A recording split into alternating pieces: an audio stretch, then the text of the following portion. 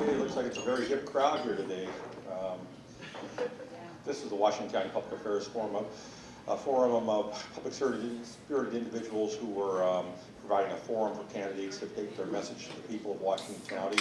This is televised on cable access, and the audio is available for folks, and sometimes it's picked up by radio, etc. But for right now, since we're running a little late, I just indicate the program today is the Senate districts. We have Senate District 14, Gary Coe and Mark Haas here. And Senate District 17, I think John Burdick and Elizabeth Haywood have been invited. In Senate District 18, we invited Suzanne Gallagher. I see she's not here, but I see Ginny Burdick is. So the plan is to give each person 8 minutes, but if we don't have some folks who may take some latitude and let it spill over a little bit. Gary Coe and Mark Haas are here with Senate District 14, so I would invite them to speak. And I'd first call Gary Coe, indicate he has 8 minutes, and we'll let you know by time how things are going. And then I'll call Mark Haas, and then at the end we'll have questions. Yes, sir. Yes, John Burdick is here. Burdick. Is Elizabeth Hayward here? Well, this looks like it's going to be a non-debate discussion, but thank you. Mr. Coe? Thank you very much. Well, it's glad to be here again. I was here in, I think it was April, spoke to you. Not a lot of issues have changed then, but I do want to go over the issues that are important. As I go door to door, there are a number of subjects that keep coming up. And one of them is the school funding. Now, as you're well aware, the Beaverton District has had to make huge cuts, and it ends up that those cuts are partially because the legislature didn't fund enough money, but it's partially because of internal cost of benefits. So both have to be addressed, but just as important as the funding is the graduation rates and some of the shop classes that has been eliminated over the years. Not everybody is going to college, and we need people in the trades, the manual trades. And some of those shop classes, auto shop, wood shop, have been eliminated from the program just from budget constraints. So those are going to be important to bring back in. Now, the other big subject that comes up a lot is how are you going to fix PERS? Well, the first thing I'm going to do is I want to commit to all of you that I will opt out of PERS, assuming that I'm elected. And I think that that's important because if there's a conflict of interest, if the legislature is recipients of PERS, I don't think that they can effectively fix PERS. And so the second thing would be for me to convince others in the legislature to drop out of PERS. That may end up taking a ballot measure, and if it does, I will lead that ballot measure.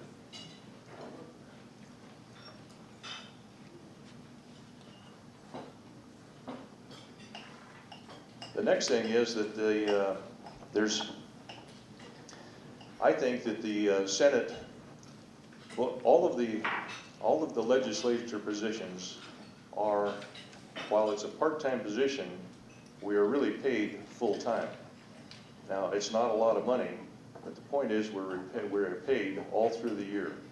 So I think that we owe it to the citizens to work full-time at that job, not a part-time. So I also make the commitment to be, if not the hardest working, one of the hardest working senators in the Senate. There's lots of things that need to happen in between sessions, and one of them is bringing, there are currently 180 state agencies. Of those agencies, there are about 11,000 administrative rules. I think that those state agencies need to bring in representatives of the affected body of those administrative rules and go over those rules and say, are there any that we can eliminate? Are there any that we can modify? What are the unintended consequences that came up?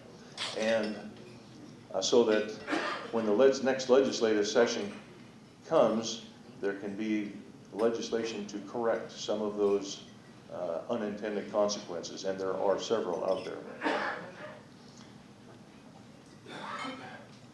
I've been a lifelong Portland area resident. Lived in Tigard, lived in Beaverton, lived in, right now I'm in an unincorporated area. Went to Sunset High School, born at Emmanuel Hospital, went to Portland State. I am a local guy. I've been a business owner for 45 years. This is my first time as a candidate. And I think that it's important to note that a number of people are ready for somebody other than a professional politician to serve in the legislature. My opponent has been there 12 years. He says 11, so we'll say 11 years. And it's really time for somebody else to have an opportunity to see if they can make a difference. So that's what I'm running for, is to make a difference. You know, I've testified down there for the last 30 years, 17 sessions on various business issues. On one hand, fascinated with the process. On the other hand, frustrated with some of the folks that we send down there. They don't have an understanding of business or the impact on business of legislation that they're considering. So I think that it's very important that we have more business people in the legislature, and that's my cause. That's why I'm going there. Number one cause is education funding. Number two cause is spending discipline of the state agencies. And number three cause is creating jobs. Now, in the 2012 February session, there were 7 jobs bills introduced, and only one of them passed. I believe that if we can get enough moderate Republicans and moderate Democrats together that can find compromise, instead of the tremendous polarization that has happened, especially on a national level, but certainly in Salem as well, that we can find those compromises and make those and get something accomplished. Thank you very much.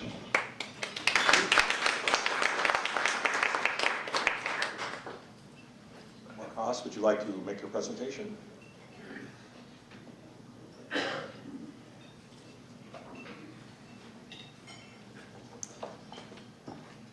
I really appreciate, after coming to the Washington County Public Affairs Forum for so many years, steakhouses, pancake parlors, Elks Lodge, pizza places, I appreciate your diversity and appetites that you've endured over the years.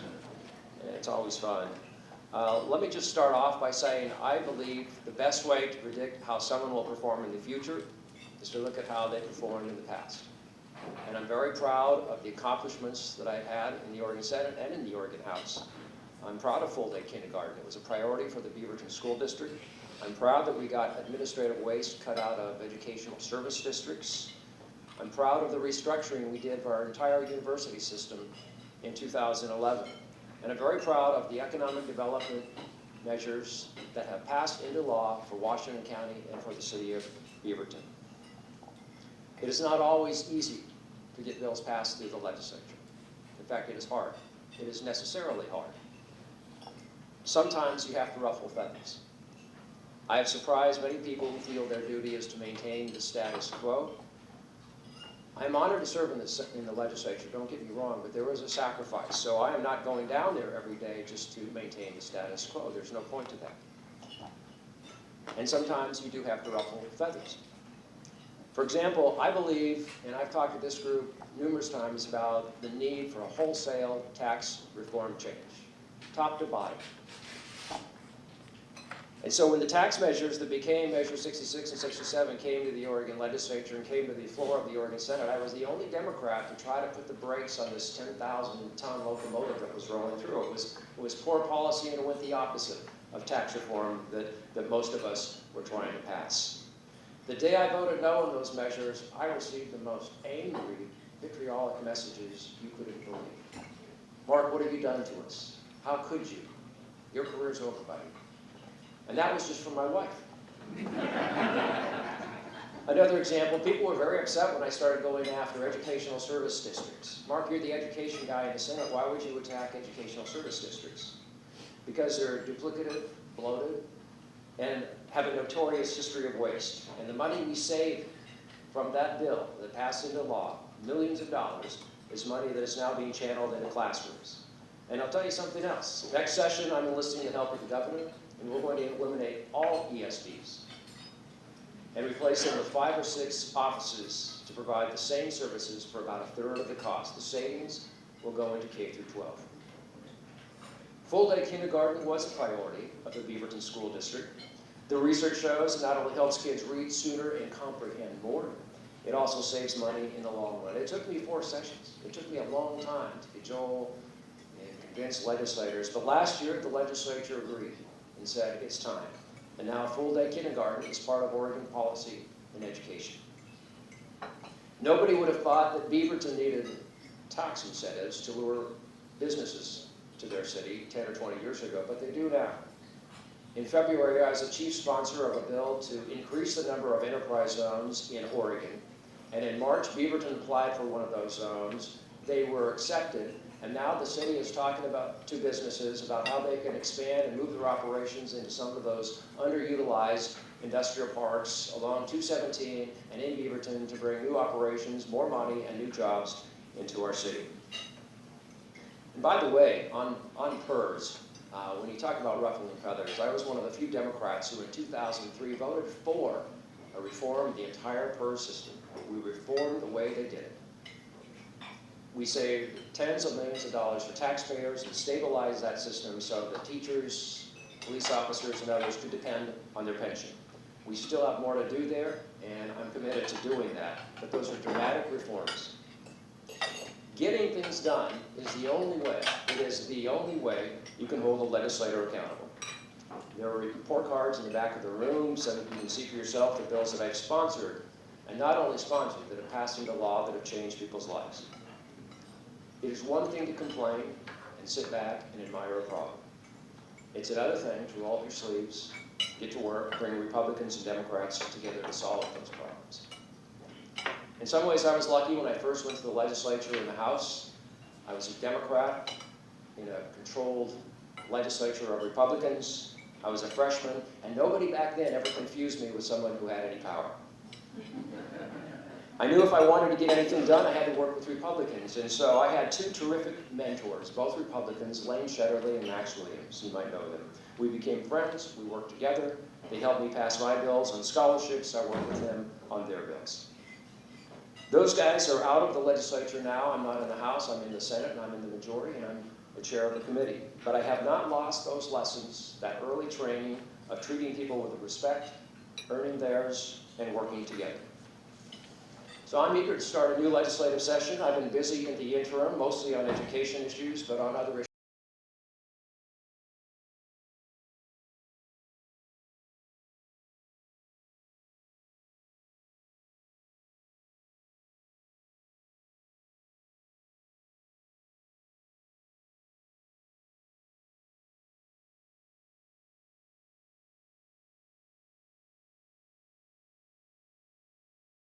issues as well. Let me tell you some of my goals for this coming year. I don't want to get too far in the weeds with you here, but this notion of expanded options and dual credits for high school students. It's the 11 through 14 spectrum on our educational system of 0 through 20.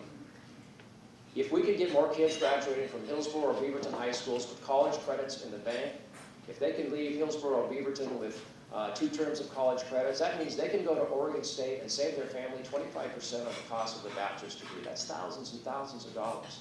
And it's huge in this area of college affordability that I've been working on. And not only that, it makes their high school career much more protective, and it does something else that might surprise you. It hooks people into college whose families might not have a culture of college. Hey, Dad, I've got 10 credits in the bank. I might as well use those and not let them go to waste, so I signed up for this welding program at PCC. Or, Dad, we might as well go to Corvallis. I've got 2 semesters worth of credits. That's huge, especially for rural Oregon, where the rate of college participation is astonishingly low. It's around 15%. There used to be a day in my generation before where you could get through high school and still go to work at a mill or somewhere and make a family wage job. We all know those days are long gone. It's incumbent on us to succeed economically to get more kids into and out of college with college degrees or certificates or the technical training. This state earns 91% of the average income in this country. By comparison, Washington has 105% of the income. What's different between the two states is that Washington has a higher percentage of college graduates in their workforce. So not only is this a good thing to do for those families and those kids, it is a huge improvement to our economy. Higher education restructuring is a continuation of what we started in 2011. You didn't read a lot about it because it was complicated and hard, and everybody was on board. And that's what it takes to get people working together. You start doing the legwork before sessions, just like I'm doing now on these other bills, and you bring people together, and there's no fighting. And when there's no fighting, reporters don't like to write about boring bills that pass without any conflict. I still believe we need to do a wholesale tax reform, top to bottom, but in the interim, we need to make headway in two areas. Property tax inequities, where your neighbor pays a lot less than you do for property taxes, even though you have home values of the same. And Washington County has a particularly thorny problem right now in collecting payments on something called gain share as a result of Intel's property tax incentives. And I am working hard and will pass legislation to change any of the technical glitches that resulted in that. I'm working with some of the county leaders and the city of Hillsborough leaders. Those are my goals for 2013. As I mentioned, if you want to gauge how someone will perform in the future, look at how they performed in the past. I'm optimistic. I'm confident. Lloyd Alexander once said, optimism is essential to achievement. It's also the foundation of courage and true progress. I'm very optimistic about our future. Thank you.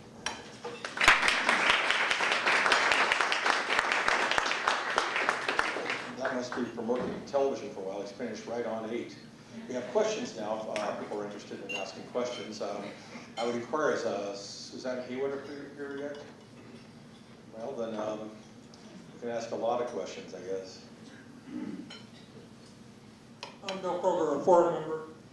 Predatory towing companies have become a problem, especially in Beaverton. Oregonian wrote a story about it a few months ago. I'm curious with Mr. Coe, if he gets into the legislature, as he owns a towing company, how he might react to any legislation that would come up. One suggestion was to put a cap on how much towing companies can charge that might curb the bad problem with that. And so I'm just curious if you would support that and how you would do that. And Senator Haas certainly could comment if he wants. Gentlemen, why don't you come up and sit up here? It'd probably be easier than, looks like we've got a lot of questions and sitting, running back and forth to your chairs. You can do whatever you choose to do, but you can come here.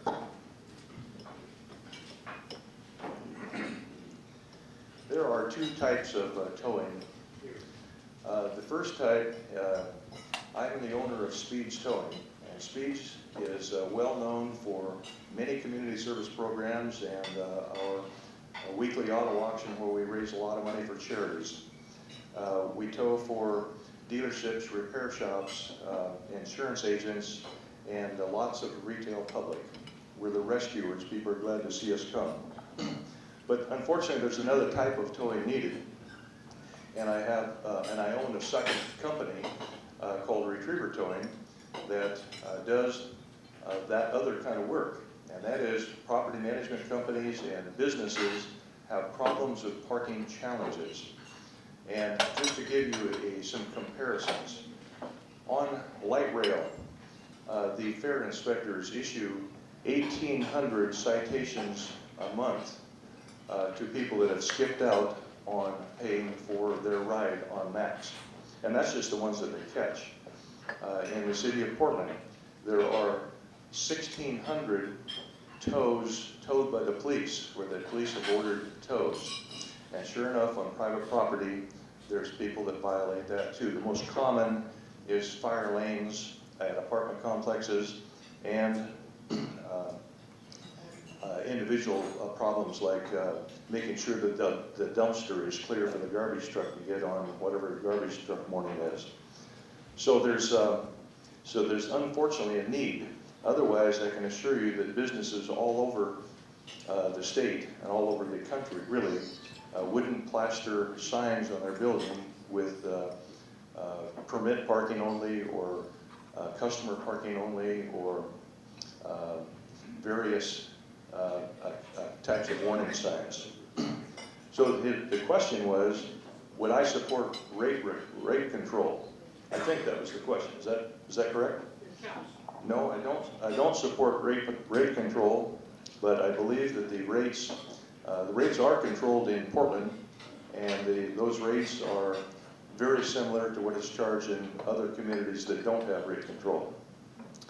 And I think that anytime government tries to control what your doctor can charge, what your dentist can charge, what your insurance agent can charge, or what a towing company can charge, is really government interference in private sector business. So I do not support that.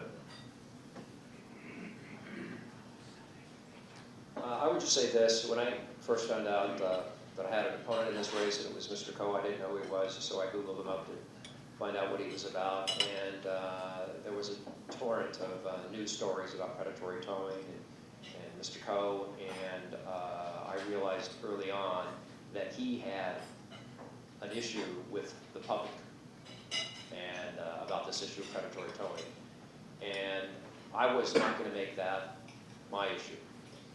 Voters can make the choice on his business ethics, what he does. I'm going to run on my record, not on his. Patrick Wheeler, farm member. If I understood John Kitzhaber last month when he spoke in Beaverton, that there was a education could experience an increase of $650 million, but all that was going to be stopped up by PERS. It sounds like to me that PERS has got to be reformed. How do we do that, or is it, can we do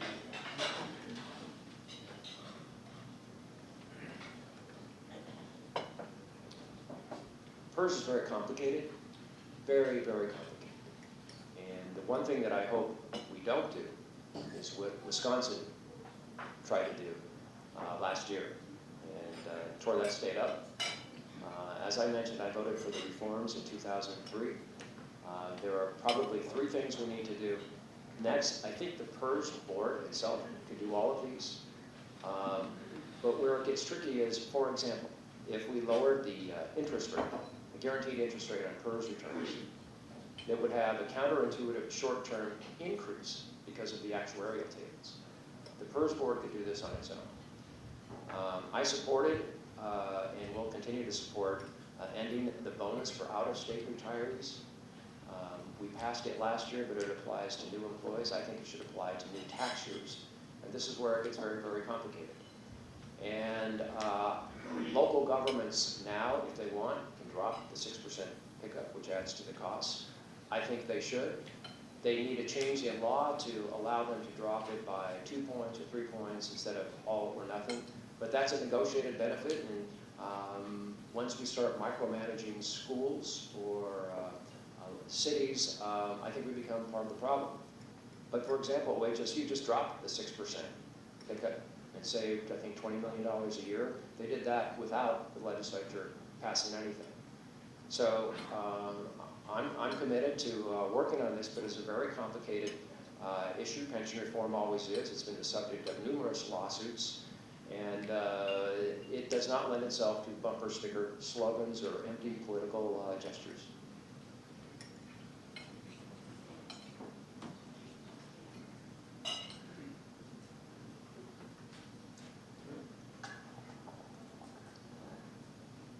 I'd like to explain to you how a retirement program works in the private sector.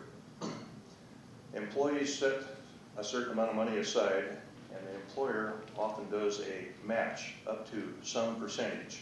Now, the most common percentage is about 3%, so 3% of salary. So if somebody made $15,000 a year, or excuse me, $50,000 a year, they could set aside $1,500, and the employer would match that $1,500, so it's free money. In the state, it is 6% instead of 3%. But here's the big problem. Because not everybody chooses to set aside some money. In my company, I have a 35% participation rate. That means that 35% of the people will set aside some money and take advantage of my generosity of that match.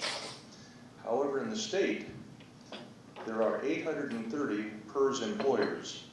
They're fire departments, legislators, police, anybody that works for any one of the governments are generally PERS employees. And most of those 830 employers are now paying both halves, the 6% that is the match, and the 6% that would be the employee's portion. Well, when you have a system where they're paying both halves, you can see you have 100% participation instead of a 35% participation, or even a 75% participation. So if we can pass legislation not allowing the PERS employers to pay the employee's share, it will not only cut our prospective costs,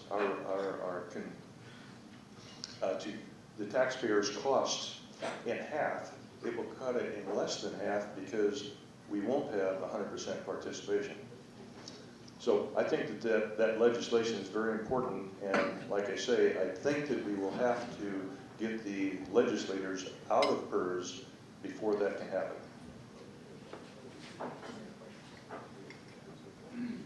Next question. I think we're going to allow a few more questions because I don't think we have any opposed folks here. So,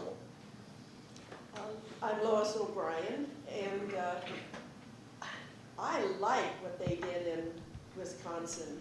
That's one of the few states where they have gotten the idea of the role of government and taxes, where now that state is prospering. As far as the PERS goes, how is it that all the public employees are part of PERS and they're the ones that vote on whether they keep it or not? I mean, from judges to legislators, teachers, everybody. And it's just boggling us down. And this shows the problem of when something is established by the government, they, the question. there's a question, but it has to be prefaced. Well, preface shouldn't exceed the question, perhaps. Thank you for losing my train of thought. What I'm saying is, it isn't sustainable at all. And I'd like to, you've already expressed your opinions about PERS. However, it's eating us up. And I want to know more about what exactly, precisely, Mr. Hans, you would do.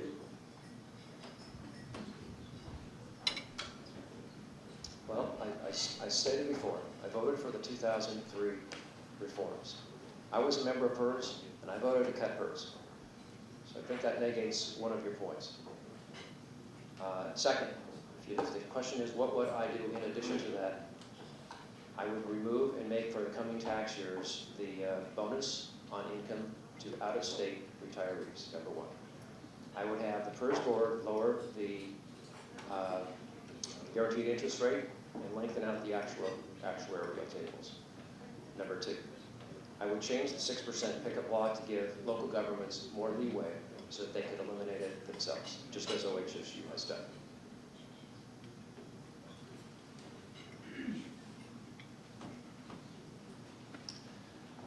Thanks for the question, Lois. The first thing is to, as I mentioned before, get the legislature themselves out of PERS. But in addition to that, there is the PERS board. I think we need to pass legislation that the appointees not be recipients of PERS, because they also have the same conflict of interest. They can't make viable decisions involving PERS when they are recipients of PERS. The additional legislation that is needed is someplace down the road is to get the judges out of PERS. The Supreme Court decision that disallowed the 8% and this was a few years ago, I think it was 95, 97, those judges were all PERS recipients of the Oregon Supreme Court. They should have recused themselves because they were recipients, but they did not. Now there's a lawsuit filed by a gentleman in Bend challenging that decision. It'll be real interesting to see where that goes. Harry, it's the same question, and we'll try to get through two more. Harry Burdick, forum member. Back in 1971, on the floor of the Senate, Betty Roberts stood up and said, "Pay attention to this bill. It abolishes the senior year of high school in Oregon." In other words, we get rid of the senior year of high school and play by kindergarten instead. What can we do in this state as far as fundamentally reorganizing our school systems so that we get more bang for the buck, we get more higher graduation rate, and we find that the people who are not academically inclined have some place to go? Harry, thank you for that question. When I speak about dual credits and getting high schoolers earning college credits and technical training courses in high school, what I'd like to do is to forego that final year of high school. So we have essentially a K-11 system. And that senior year is spent on technical training, transition to college, and earning college credits. It would be cheaper, taxpayers would be getting more bang for the buck, and I think it would begin to streamline this seamless education that everybody's striving for. In fact, I'll go you one better, Harry. I think we could do K through 12 in 10, especially if we went during the summers and expanded our school years. And if you have a K through 10 system, now you're talking about those final junior and senior years of transition, technical training, college training, and it starts to look like some of the most celebrated school systems around the world, which are not in the U.S., by the way. We have fallen behind. But I think this is how we catch back up, is to put our kids in school longer and to get them into and out of college earlier. We do a pretty good job of enrolling kids in our universities. We do a terrible job of graduating them. And when kids go to Portland State for 2 or 3 years and leave, it's unproductive for them, it's unproductive for the school, and it's unproductive for taxpayers. If they can start on that in the senior year of high school, or maybe before, I think it would be a huge boon to our system in a very efficient way.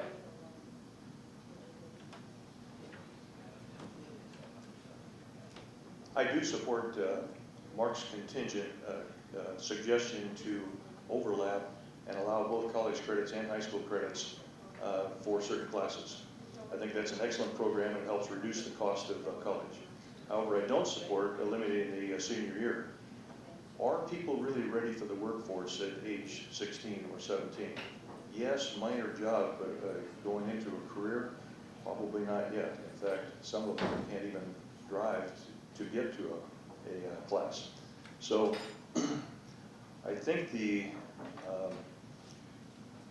question is, I think the answer is, in my opinion, to retain the senior year and junior year of high school. And while I support full day kindergarten, my concern was that it wasn't funded. Mark has explained how he believes that that was funded through other savings, but obviously the school budget didn't reflect that. Let me just check real quickly the time. I think we can do one more quick question, then we got to get the other two folks on. So go ahead. To make it short, Carol McWilliams, forum member, and I wanted to ask both of you, I know that the funding for education is a big challenge. Are we going to fund education first this year and make that a priority so that our schools aren't in the same kind of fix that they are in this year?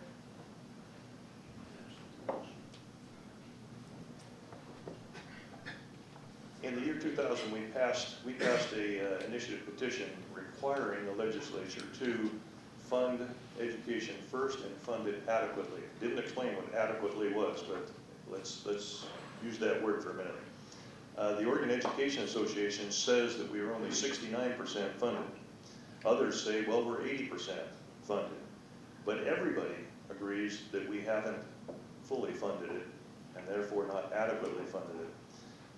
Yes, it needs to be The school budget needs to be passed first before any other budgets, and it needs to be passed adequately. Now, there's a little challenge with that. I asked Superintendent of Beaverton, what is the right number per student? And he did not have that number. And I said, could you please have that number by the time the 2013 legislative session starts? I also visited with Mike Scott, Superintendent of Hillsborough. And one of the things that Mike told me is, we have cut administration to the bare bone. Well, that sounds good, but when I left his office, I counted the cars in his parking lot, and there were 60.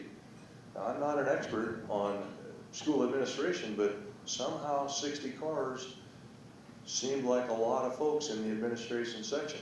So I think we have more work to do internally besides the funding from the legislature. I want to be very thoughtful about this question that you raised.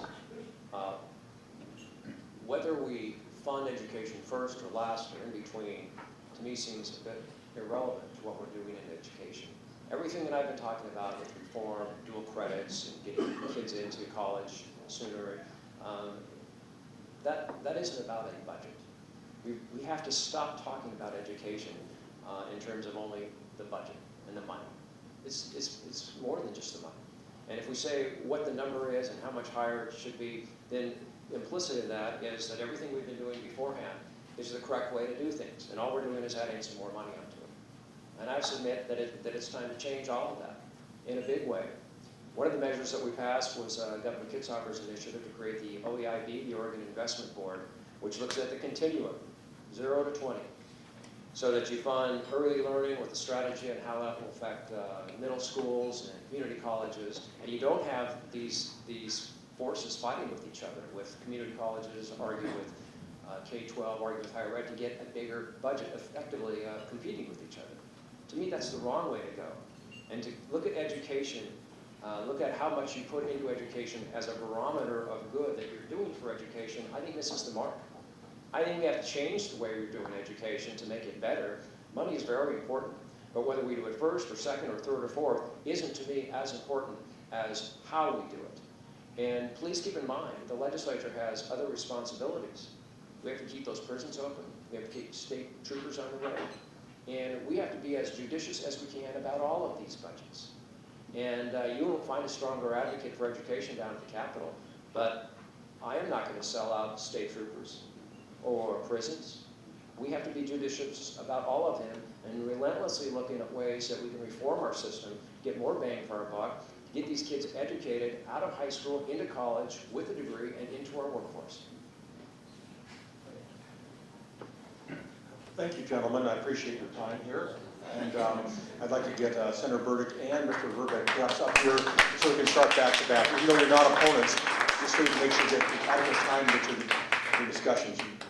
I would start with you, sir, and we'll do questions addressed to both of you. You want to start? You start here, right where you're, go ahead. Thank you, Washington Forum, for inviting the candidates. My name is Jan Verbeek. I run for Senate District 17. That runs from the Pearl District, Broadway Bridge and the Fremont Bridge, Highway 30, all the way to the Nike campus, 185th. Includes Rock Creek, and it's basically north of, it includes North Beaverton. I'm an immigrant from the Netherlands. I was born and raised there, educated there, had a whole career. And the first time I came to Oregon was in 1980, just a few hours before Mount St. Helens exploded. I flew from Seattle to Portland, and I'm lucky to be alive. But when my wife, who is an Oregonian, and I looked at our future life with our children, we came to Oregon. We chose for Oregon to raise our children in America. And we chose for the Oregon education system. And people ask me, does the education system also not very good? I said, yeah, it is very good, but in Oregon it's also very good as long as you don't fall in between the cracks. And the cracks are very wide, they're widening. And that's one issue I'd like to work on. My children are grown now. our children, and my son had an internship in Amsterdam this summer. He just completed it. I asked him, and how did you like Holland? He said, well, Papa, I'm very grateful your mom raised me in America. So that's the vindication. I decided to run for the state senate because we don't have good government at the moment. Good government requires good opposition. That's what's lacking.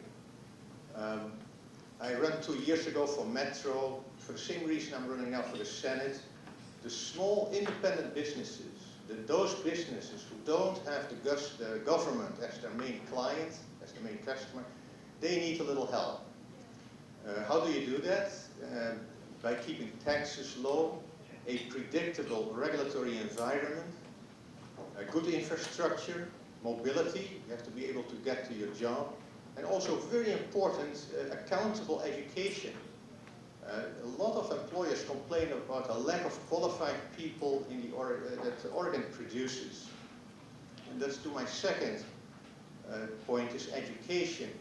When you're a candidate, you get many questionnaires about all kinds of organizations, and often they ask how much money you're going to give, are you going to financially support us? I don't owe anybody anything. But I care about the people and the children. And so what I think, there's too much talk about money. Education is an exciting topic to talk about, to educate your children. Even what I like about America, old people get a college degree. Never got it? You can go to Portland State and get a college degree. It's just great. And the curriculum is something we really have to work on. We really have to ramp it up much more than we talk about. The US is ranked 14 in the world in education. China is ranked number 1. Within the US, Oregon is ranked 43. This curriculum is not good. Another aspect of education is equal access. Chapman Elementary School is an elementary school in my district, and I like that. Very good socio-economic situation. But even their parents think it's not fair that they have the parents that can fund a music teacher. They're only one of the few schools that still has music. And what about children in poor neighborhoods? You know, public education should be about equal access. Chapman has a bicycle class 2 hours this week. How is that possible? Parents funding a music teacher and a 2-hour bicycle class. How's that going to help up with the ranking of Oregon in the education system? So that is some of the items in education. Education is not something a state senator or a candidate like me can fix. We need the cooperation of the very bright people who run our education system. That's not your typical blue-collar union. They're very highly educated. They can do it. If President Obama cannot fix education, and he has quite Republican views on education, he supports charter schools, what can I do to fix it? But together in Oregon, we can make this state as good as it looks, as far as the environment is concerned. And the final point is limited government. We should not abrogate all our responsibility and let the government take care of all our problems, whether it's healthcare or education. We have to take some responsibility, and so those are the 3 items that I work on. John Verbeek for prosperity, not just provision, but for true prosperity, education and limited government. So thank you, and the best is yet to come. Sorry, Senator, I invited you up here with any obvious, without an obvious way of getting up here, so let me clear other way real good. Sorry about that. Why did you here without giving you access to get up here? Thank you very much. So I guess I'm batting cleanup today. They should never put the last person, the person who talks about taxes, because they're very complicated. So I'm going to be doing a sleep check during my comments.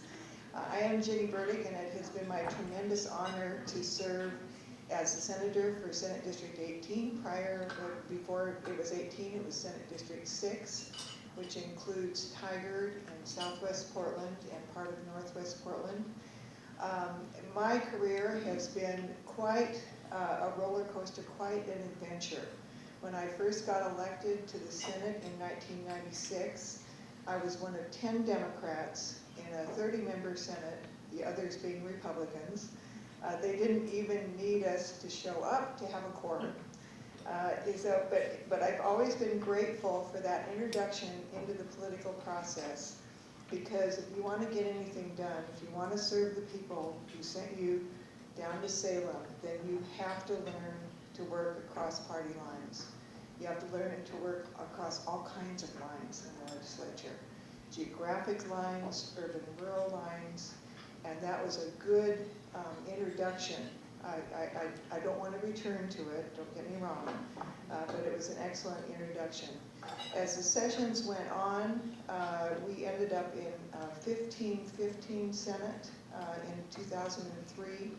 The House now is 30-30, so we're all familiar with the challenges that the House has faced. And really, they had quite a successful session this last session, even though they were evenly divided. When the Senate was 15-15, we had similar challenges, and we did it, we organized ourselves in a way that I've never heard of anyone in the country doing it quite this way, which was both the Democrats and Republicans appointed negotiators, and we negotiated a leadership structure. So we, unlike the House, which had co-everything, co-speakers, co-chairs, co-vice chairs, we had one of everything. We had one president pro tem, and one committee chair for all the policy committees, and we negotiated it. It was my honor to serve as one of 3 Democrats on the Democratic Negotiating Committee.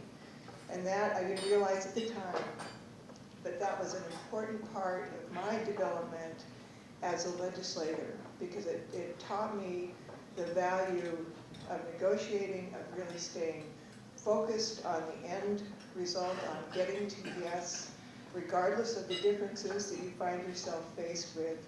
So it was a tremendously valuable experience. So a couple sessions later, or one session later, when we were faced with a methamphetamine crisis in our state, I sat down with one Democrat from the House, one Republican from the House, and one Republican from the Senate, the 4 of us, 2 Democrats, 2 Republicans, bicameral, and we negotiated a meth package. And we became the first state in the country to require prescriptions for pseudoephedrine, which is a precursor to methamphetamine. It is, we always hope for good legislative results, but this one was stunning. We ended home meth labs, virtually ended home meth labs in Oregon. And we were able to do it with a combination of urban, rural, Republican, Democrat. We got almost unanimous votes on both floors of the House, which, when you look at Congress, it seems like a miracle. So I was chair of the Judiciary Committee at the time, and then in 2008, my dear president, Senator Peter Courtney from Salem, asked me to chair the Finance and Revenue Committee. And talk about a change in planets. You go from chairing the committee that deals with public safety, crime, drugs, you know, all kinds of things, animal abuse. It has a huge agenda, to the committee that deals with the Oregon tax structure. And so I took that on in 2008. I'm glad I did. We've been able to make some significant accomplishments in our tax system. Senator Hass is a member of my committee and the strongest partner you could ask for as we take on some of these difficult issues. We have reformed the tax credit system in Oregon, and you know, everybody talks about tax credits and tax loopholes. And we passed a bill in 2009 to put sunsets on all the tax credits, all 50 of them. And so every 6 years, they expire. So the status quo is no tax credit, so people have to come back and make their case. It has transformed the whole area of tax credits. So last session, when we were in a budget crisis, we took $40 million worth of tax credits and whittled them down to $10 million. Most of those went to the film and video credit, which is one of the most stunningly successful tax credits I think we'll ever see in Oregon. We spend $6 million a year providing small subsidies for these TV series like Leverage and Grimm to come to Portland, and they pump in tens of millions, hundreds of millions into our economy at all levels. The people who make the sets, the hardware store out in southeast Portland that got saved from closure by the new business from the film industry, and of course the actors who are able to get work here in Oregon, and the casting companies that provide the support for those actors. So it's been quite an adventure. I'm very excited about the session to come. I'm hoping our budget problems won't be so overwhelming this time, so that we'll be able to have maybe a calmer environment to deal with some of these persistent issues. And Senator Haas touched on a couple of them, including the PERS issue of subsidizing out-of-state PERS retirees for taxes that they don't pay in Oregon. I was the chief sponsor of a bill to end that last session, and I will continue to support that. The property tax system, I don't think we're going to get to overall tax reform, which we need to do in Oregon. Senator Haas is absolutely right. But we're going to take a serious look at the property tax system and try to make some changes to that to try to ease off some of the inequities in the system and some of the insufficiencies that local governments are experiencing. And then, of course, I'm Ginny Burdick, so we will have a gun safety bill to require, to eliminate the exemption for people to bring guns into schools. There's no reason for people to bring loaded guns into schools unless they're a police officer or somebody who is trained to use that gun. So I want to welcome your questions here. I'm sorry my opponent's not here, but I'd be happy to answer any questions. Thank you. If anyone has questions, remember a long question with the meanders, etc., really takes the floor from the next person who wanted the question. So I see people heading to the microphone. Remember, succinct questions, framing one question, maybe one predicate to the question. Dean Wilson, the corporate issue, corporate taxes on the ballot this time. What's your opinion? You support it, or? The question is that there's a ballot measure on this time that would eliminate the corporate kicker. And the corporate kicker is, of course, when the economists forecast more, when the corporate revenues come in at a higher level than the economists forecast 2 years previously, then the money gets refunded back to the corporation. Half of the corporations that receive these refunds are out of state. The money doesn't do much good for corporations because they can't count on it. If you're in a business environment, what you want is predictability, you want to be able to plan, and this money just kind of falls out of the sky every few years, and so they are not able to make particularly good use of it anyway. I support getting rid of the corporate kicker. I was very disappointed to see this ballot measure make it to the ballot, because what we need is overall kicker reform. We need to take both the personal kicker and the corporate kicker and put them into a rainy day fund. If we had done that back in 2003, when Senator Frank Morse, who just recently stepped down from his position, Republican from Albany, he and I have been working on this for almost 10 years. If we had adopted legislation like that to take all or part of the corporate and personal income kicker and put them in a rainy day fund, there would have been no Measure 66 and 67. There wouldn't have been a need for it.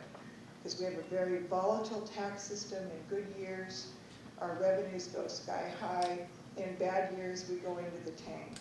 And the only solution to that is to have a credible and robust rainy day fund that can only be accessed during an economic downturn. So by taking the corporate kicker out, it weakens seriously, probably fatally this session, weakens our effort to do the real job, which is to take both kickers. That said, if the measure passes, I have already had legislation drafted to not just put the money in the general fund, but to divert it into a rainy day fund, and I'm hoping the legislature will agree that that's the best use of that money.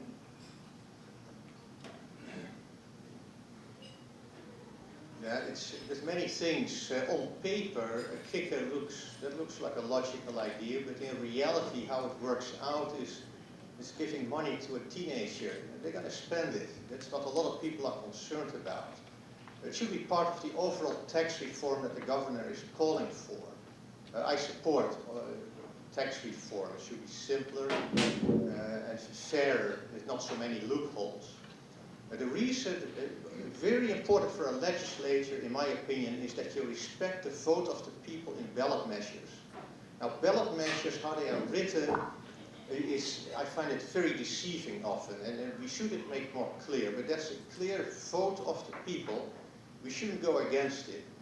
And when Senator Morse and Mrs. Burdick tried to reform the taxes in 2007, they didn't respect the vote of the voters that they don't want sales tax. Sales taxes are voted down all the time in Oregon.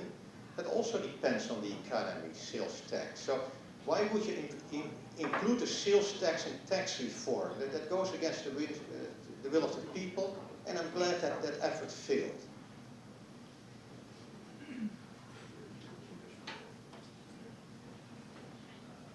Very good forum member. Jenny, it's good to see you. I'm sorry that my state senator, who lives in Multnomah County, did not get here today. Question. The Valley Times had an article about a week ago regarding a tax credit, I believe it was, involving property taxes, which the city of Hillsborough has benefited from. And you were quoted as saying that maybe they're getting too much money and maybe some of it should be taken away, given to Portland. What that article, and this is kind of complicated, but years ago we passed a very successful legislation allowing counties like Washington County to give companies like Intel a tax break on some of their equipment. They still pay full property taxes on their property and so on, but it's called the Strategic Investment Program, SIP. And it has been instrumental in getting companies like Intel to come here and expand here. But it's a property tax break. And the counties, what they do is they give this property tax break and they don't really get anything back from it. We get a tremendous influx of income tax revenue from the employees that we wouldn't otherwise have. So a couple of sessions ago, the county chair at the time, Tom Bryan, came to Salem and said, can we figure out how to share some of these revenues, these new income tax revenues, to help us as the county pay for some of the